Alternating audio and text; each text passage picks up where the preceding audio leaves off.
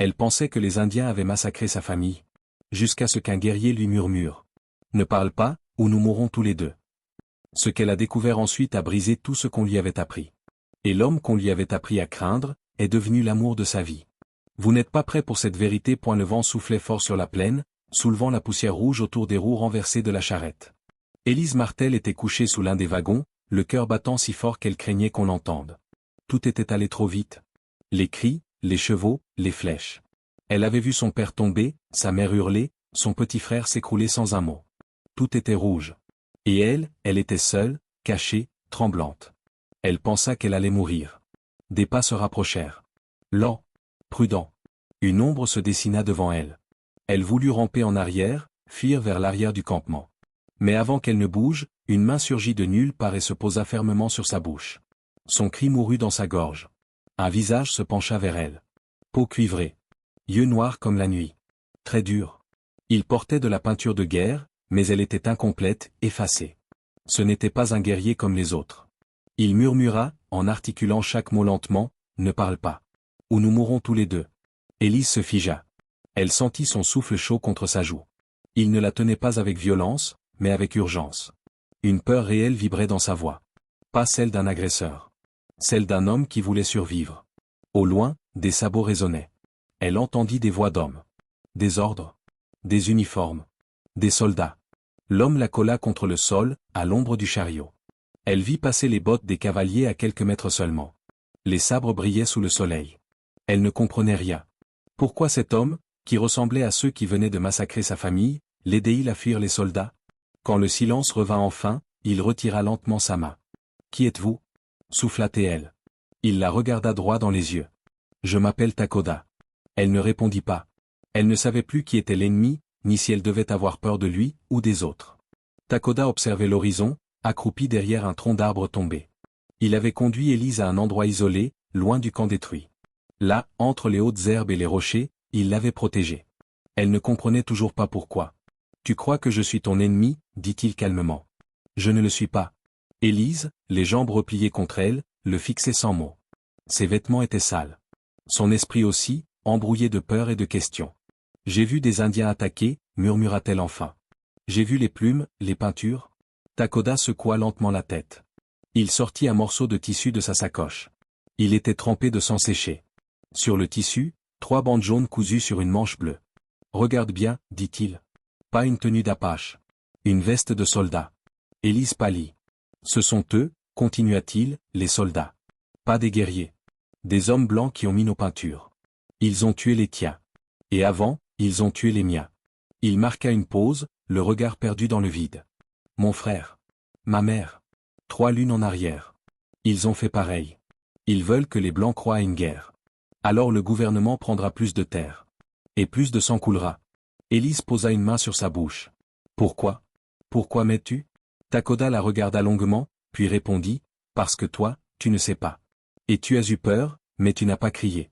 Tu as écouté. » Le silence s'installa. Puis, il dit doucement, « Des soldats vont revenir. Ils suivent les traces. Si tu veux vivre, tu dois me faire confiance. Je ne peux pas tout expliquer maintenant. Tu dois me suivre. Et faire ce que je dis. Même si tu ne comprends pas. » Élise baissa les yeux. Son monde s'était effondré. Mais cet homme, il n'avait rien exigé. Il l'avait juste caché. Nourri. Protégé. Elle hocha lentement la tête. « D'accord. » Takoda lui tendit la main. « Ne laisse pas le bruit t'aveugler. Les vrais ennemis sont ceux qu'on n'entend pas venir. » Le soleil se couchait lentement derrière les collines. La lumière dorée s'étalait sur les rochers, les buissons secs et les herbes hautes. Takoda avançait en tête, presque sans bruit. Élise le suivait, ses pas mal assurés, essayant de ne pas casser de branches, de ne pas faire crisser les feuilles mortes sous ses bottes. Chaque mouvement comptait. Chaque souffle pouvait trahir leur présence.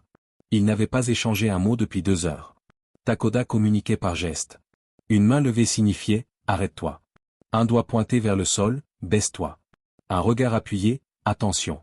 Ce langage, Élise l'apprenait vite. Sa survie en dépendait. Elle ne comprenait pas encore comment il faisait pour avancer aussi silencieusement. Il glissait entre les arbres comme une ombre, ses pieds trouvant toujours les pierres les plus stables, les chemins les plus discrets. Son corps semblait écouter la nature autour de lui.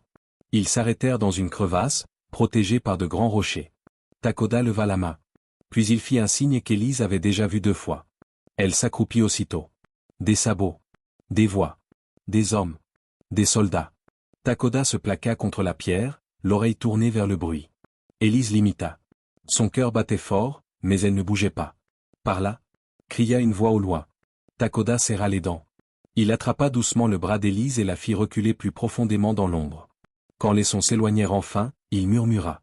Ils nous traquent comme des bêtes. Élise osa demander. Tu as peur d'eux? Takoda répondit sans la regarder. Oui. Plus que ne devrait me craindre, moi. Elle resta silencieuse. Ils repartirent à la tombée de la nuit. Toujours sans parler. Takoda vérifiait chaque recoin, observait le ciel, touchait le sol pour sentir les vibrations. Élise, elle, sentait sa peur se transformer. Ce n'était plus la peur de l'homme à ses côtés. C'était celle des hommes qu'ils fuyaient ensemble. Quand ils s'arrêtèrent enfin pour boire un peu d'eau d'un ruisseau, Takoda lui montra une branche cassée au sol. Mauvais signe. Ils ne sont pas loin. On continue après la lune. Et Élise comprit, elle n'était plus une passagère. Elle était une proie, comme lui. Le tonnerre gronda au loin. Le ciel s'était assombri d'un coup. Takoda leva les yeux vers les nuages lourds. Le vent changea, plus froid, plus rapide. Il faut se mettre à l'abri, dit-il. Élise suivit sans poser de questions. Elle apprenait à lui faire confiance, même sans comprendre. Ils quittèrent le chemin des collines et descendirent entre 2 parois de pierre. Là, au fond d'un repli invisible, une grotte se dessinait. Petite, sèche, assez profonde pour les cacher de la pluie. Quand les premières gouttes tombèrent, ils étaient déjà à l'intérieur. La pluie devint torrent. Les éclairs illuminaient l'entrée comme des lames blanches.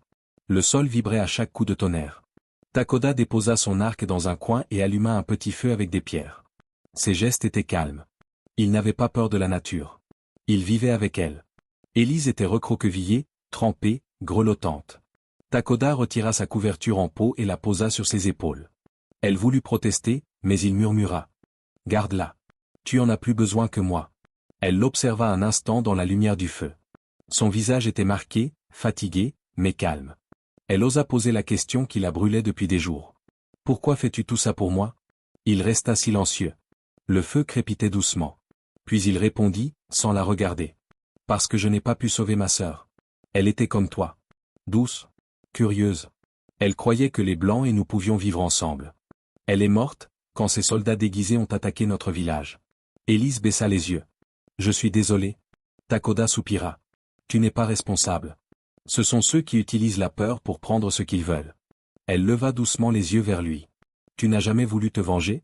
Il haussa les épaules. « Je veux que la vérité survive. Pas la haine. » Un silence doux s'installa. Le feu projetait leurs ombres sur les murs. Pour la première fois, Élise ne voyait plus un étranger en lui. Elle voyait un frère blessé. Un homme digne. Un homme bon. Le matin était calme. Trop calme. Takoda avait éteint le feu à l'aube. Il avait frotté de la cendre sur les pierres pour effacer toute trace de leur passage. Élise l'aidait sans un mot. Depuis la nuit précédente, un lien silencieux s'était tissé entre eux, fait de gestes, de regards, de confiance. Ils avaient à peine quitté la grotte qu'un bruit sec fendit l'air. Trop tard, souffla Takoda. Un sifflement. Un tir. Takoda poussa Élise violemment vers le sol. Elle tomba dans la boue. Lui, resta debout une seconde de trop. Une balle traversa son épaule. Il vacilla, mais serra les dents sans crier. « Takoda » cria Élise, terrifiée. Il tituba vers elle, posa sa main sur son sang. « Ne t'arrête pas. Viens. » Ils coururent à travers les arbres. Élise passait les branches, soutenant son compagnon d'un bras. Il perdait du sang, mais refusait de tomber.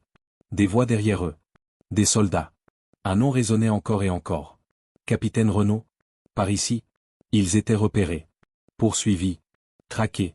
Takoda guida Élise vers une forêt plus dense. Là où la lumière avait du mal à passer. Là où même les chevaux hésitaient. Ils se glissèrent entre 2 troncs, puis rampèrent sous un amas de branches mortes.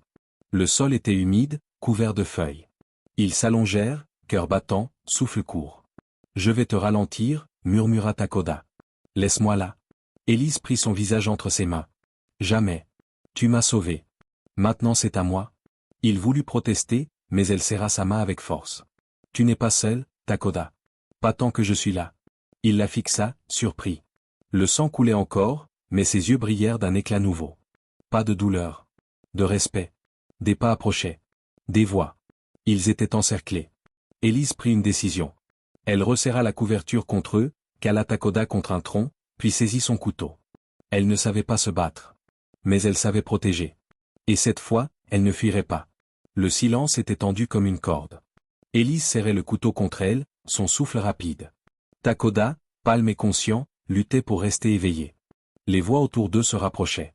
Les soldats fouillaient chaque buisson, chaque tronc creux. « Ils sont là, j'en suis sûr », cria un homme. « Entourez la zone », ordonna une voix sèche. Celle du capitaine Renaud. Takoda murmura. « C'est lui, l'homme qui a dirigé l'attaque, celui qui porte les deux visages. » Élise sentit sa gorge se serrer. Puis, soudain, un cri. Un cri venu de l'ouest, puissant, ancien. Un cri qui déchirait l'air. « Aïe !» D'autres voix répondirent. Des chevaux lancés au galop. Des silhouettes surgissant entre les arbres, arcs tendus, lances prêtes. De vrais guerriers apaches. Takoda redressa la tête. Ses yeux brillèrent. « C'est ma famille, murmura-t-il. Mon oncle ? Ils ont entendu mon appel. » Le chaos éclata. Les soldats surpris se retournèrent trop tard. Les flèches volèrent. Un cavalier fondit sur un fusil, le renversa d'un coup de bâton. Des cris, des ordres perdus dans le fracas. Élise resta cachée, protégeant Takoda du mieux qu'elle pouvait.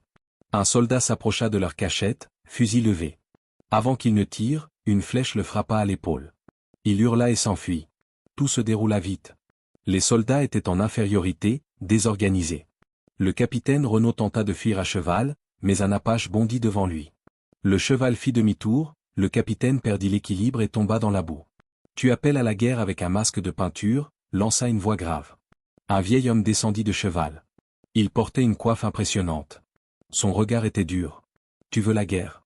Mais tu ne connais pas le courage. » Renaud se releva, les mains levées. Il ne répondit pas. Les soldats, pris de panique, battirent en retraite, abandonnant leur chef blessé. Le silence revint, seulement rompu par les hennissements des chevaux. Élise sortit lentement de sa cachette, soutenant Takoda. Le vieux guerrier s'approcha d'eux. Il regarda longuement la jeune femme, puis le blessé. Takoda, la voix faible, murmura. « Oncle. Elle m'a sauvé. Et je l'ai sauvé. » L'homme ne dit rien. Mais son regard se radoucit. Il hocha la tête. Et pour la première fois, Élise sentit qu'elle n'était plus une étrangère. Le campement était situé dans une vallée cachée, entre deux falaises rouges. Des tipis formaient un cercle autour d'un feu sacré. La fumée montait doucement vers le ciel bleu. Des enfants couraient entre les chevaux attachés, des femmes tannaient des peaux, les anciens observaient en silence. Élise marchait lentement, entourée de regards. Des regards méfiants.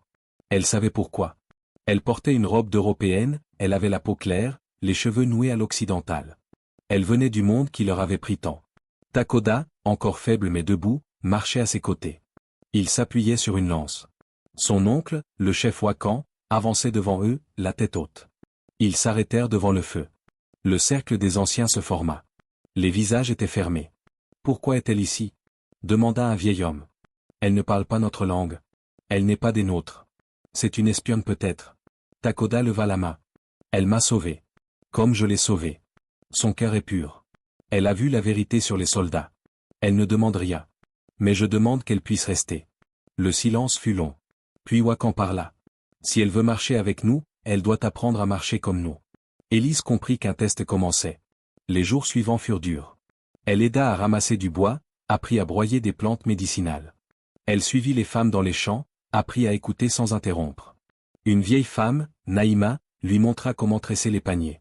Les enfants, d'abord distants, commencèrent à lui offrir des cailloux polis, des plumes. Un petit garçon lui tendit un papillon qu'il avait attrapé. Elle sourit. C'était le premier sourire sincère depuis l'attaque. Chaque soir, elle s'asseyait près du feu avec Takoda. Il lui enseignait quelques mots de sa langue.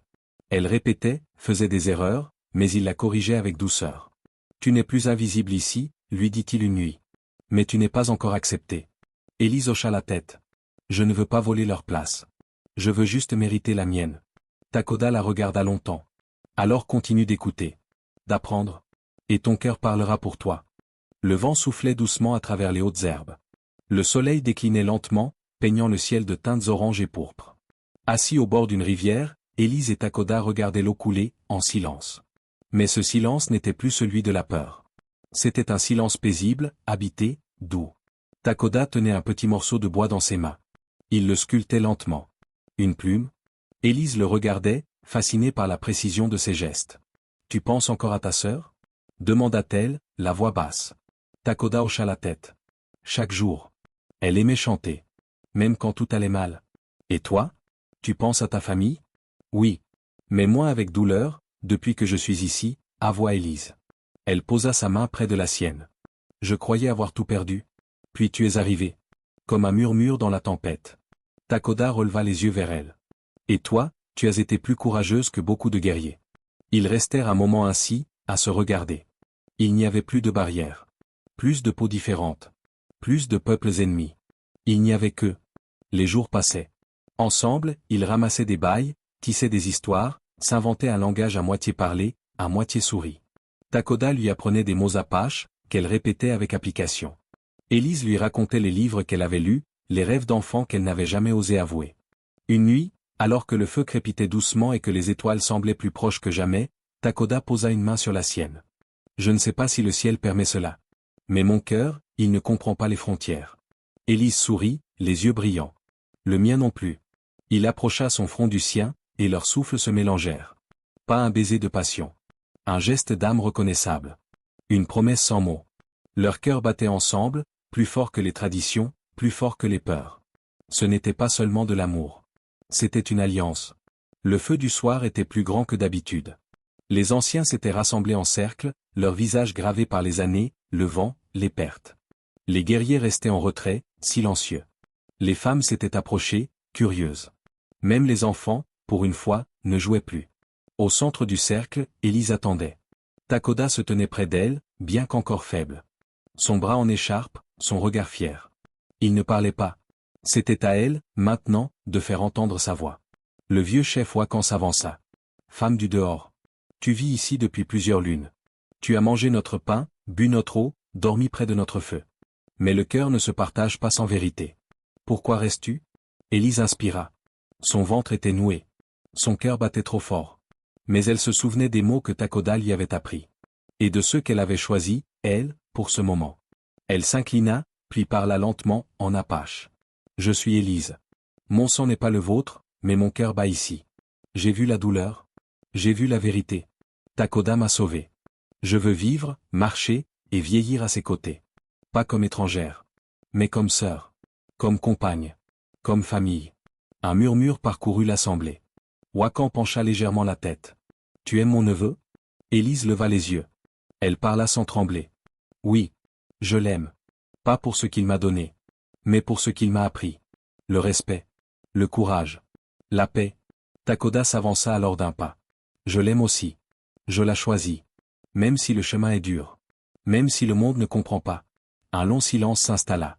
Les anciens échangèrent des regards. Certains hochèrent la tête. D'autres restèrent immobiles. Puis Wakan leva la main. Une femme qui apprend notre langue pour parler d'amour n'est pas une ennemie. Elle est une pont. Un lien.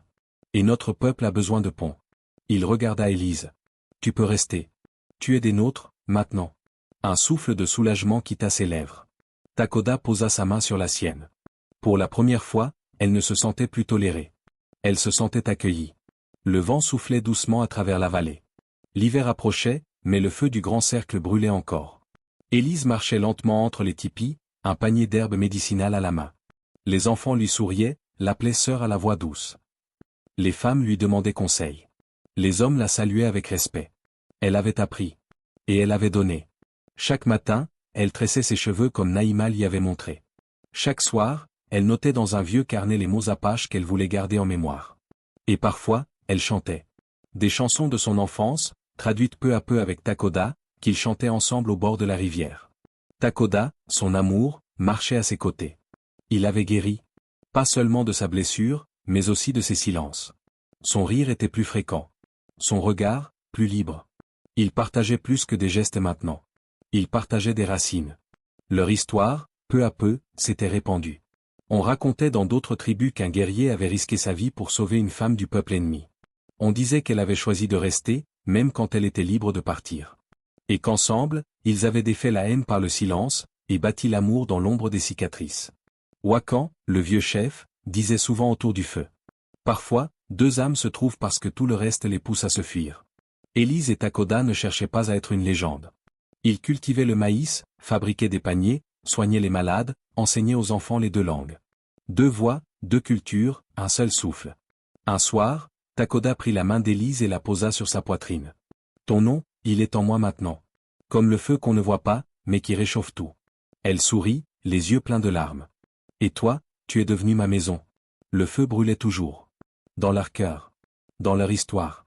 Et dans les mémoires, on raconta longtemps qu'un jour, une femme et un Apache s'étaient trouvés là où tout devait les séparer. Et qu'ils avaient fait du silence, une promesse éternelle. Si cette histoire vous a touché, laissez un pour Takoda et Élise. Abonnez-vous à la chaîne pour découvrir d'autres récits puissants, vrais ou inspirés, là où l'amour dépasse la peur. Et dites-nous en commentaire, jusqu'où par amour? Merci de nous suivre. Et n'oubliez pas, chaque silence cache parfois une vérité à raconter.